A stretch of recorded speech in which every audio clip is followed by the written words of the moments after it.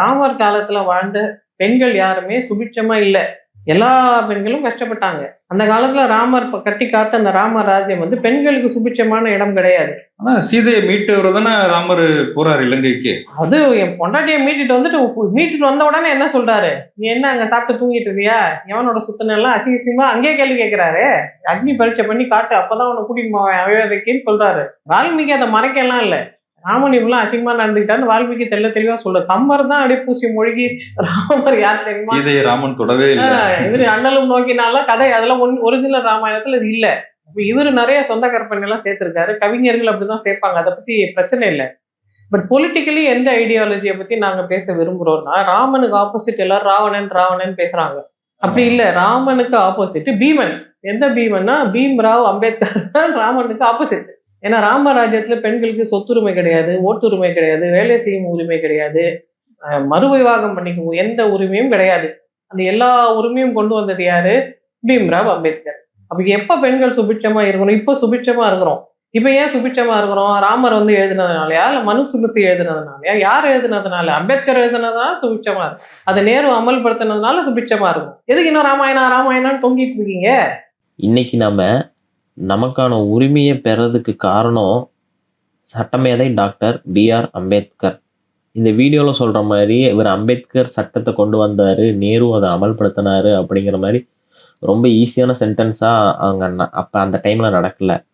ஏன்னா அம்பேத்கருங்கிறவர் தாழ்த்தப்பட்ட சமுதாயத்தை சார்ந்தவர்.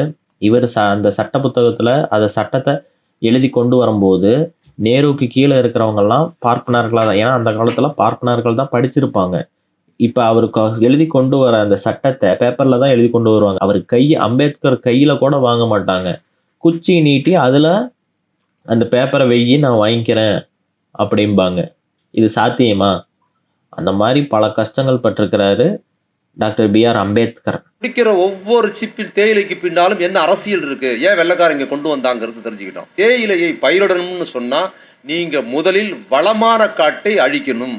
நல்ல வளர்ந்து இருக்கிற அசாம் மாதிரி காடுகள்ல, நல்ல அடர்த்தியான காடுகள்ல இருக்கிற இயற்கையான வளங்களை தரைமட்டமா அழிச்சு அதை தரையாக்கி அதுக்கு மேலதான் இந்த பணப்பயிர்களை பயிரிடணும்.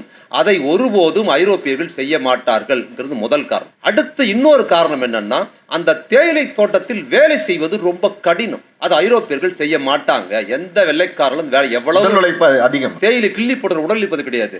உயிரை படைய வைத்து வேலை பார்க்கணும். நீங்க காடுகள்ல, அவ்வளவு அடர்த்தியான காடுகள்ல, அசாம் காடுகள்லையும் இன்னைக்கு ஊட்டியில இருக்கிற காடுகள்லையும் இன்னைக்கு வரைக்கும் நீங்க வேலை பார்க்கணும்னா பனியில நிக்கணும். கடுமையான அட்டை பூச்சி கிடைக்கும். உங்களை எந்த நேரம் சிறுத்தை வந்து கொள்ளுன்னு தெரியாது. யாரை மிதிப்பட்டு நீங்க சாகணும். இந்த வேலை மனிதர்கள் பார்ப்பதற்கு லாய்க்கற்ற வேலை. ஐரோப்பியால இருக்கிற ரொம்ப கூலியா இருக்கிற ஒரு தொழிலாளி கூட இந்த வேலையை பார்க்க மாட்டாங்க. வெள்ளைக்கார சோல்ஜர் வந்து இங்க இருக்கிற மன்னர்களோட, இங்க இருக்கிற போரோட சண்டை போட்டு செத்து போறது கூட வெள்ளைக்கார வருவாங்க இருந்து. ஆனா தேயிலை தோட்டத்தில் வேலை பார்க்க மாட்டான். அப்படி ஒரு கொடூரமான முறை.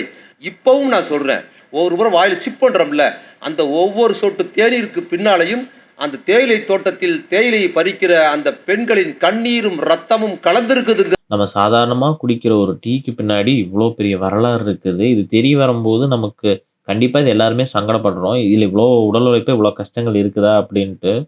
பட் ஆனால் இன்றைக்கி அதை நம்ம நிறுத்த முடியாது. காரணம் என்னென்னா, அது இன்றைக்கி அந்த டீங்கிற ஒரு விஷயம் நம்ம உடலில் ரத்தத்தோட ரத்தமாக ஒன்று கலந்துருச்சு. நாம வேற டீ வேற அப்படின்னு நம்மளை அதை பிரித்து நம்மளால பார்க்க முடிய மாட்டேங்குது. டீ குடிக்கலைன்னா அன்னைக்கு அந்த நாளே நம்மளால நகர்த்த முடிய மாட்டேங்குது. எந்த அளவுக்கு அடிக்டா இருக்கும் பாருங்களேன். கடவுள் என்னை காப்பாற்றுவாரு. ஒருத்தனுக்கு எல்லாமே அளவுக்கு மீறி கொடுக்கறதும், ஒருத்தனுக்கு எதுவுமே கொடுக்காம அளவு வச்சு பார்க்கறதும், சின்ன சின்ன பசங்க சாப்பாடு கஷ்டப்படுறதுல இருந்து எந்த தப்பு பண்ணாத குழந்தைங்களாம் ஆகும்போது வராத கடவுள், நான் ஒரு 5 ரூபாய் கற்பூரம் ஏற்றிட்டு கடவுளே என்ன காப்பாதுன்னு சொன்னா வந்து என்ன காப்பாற்ற போறாரு. நம்மளை கஷ்டப்படுத்தி அவனை நினைக்க வைக்கிற அளவுக்கு ஆண்டவன் ஏன் அப்படி அல்ப பயனா இருக்கான்? கடவுளுக்காக நான் விரதம் இருக்கேன், அதை பண்றேன், இதை பண்றேன், இதெல்லாம் பண்ணாதான் கடவுள் என்ன காப்பாத்துவாருன்னா, காப்பாத்துற கடவுளே இல்ல, கூலி. கடவுளை வச்சுதான் ரிலிஜியன் உருவாச்சு. அதனாலதான் கடவுளே இல்லைன்னு சொல்றேன். சுனாமியில ஜீசஸ் சிலையை பிடிச்ச கிறிஸ்டியனா மாறிட்டேன்.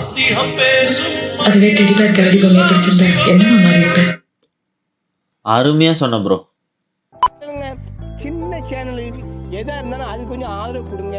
உங்க பொண்ணான கையை கொண்டு அந்த பெல்ல தட்டிடுங்க. அவங்களுக்கு சப்ஸ்கிரைபர் 5-10 ஏறுனா அவங்க மனசு சந்தோஷப்படும். அவங்க வீடியோவும் பாருங்க.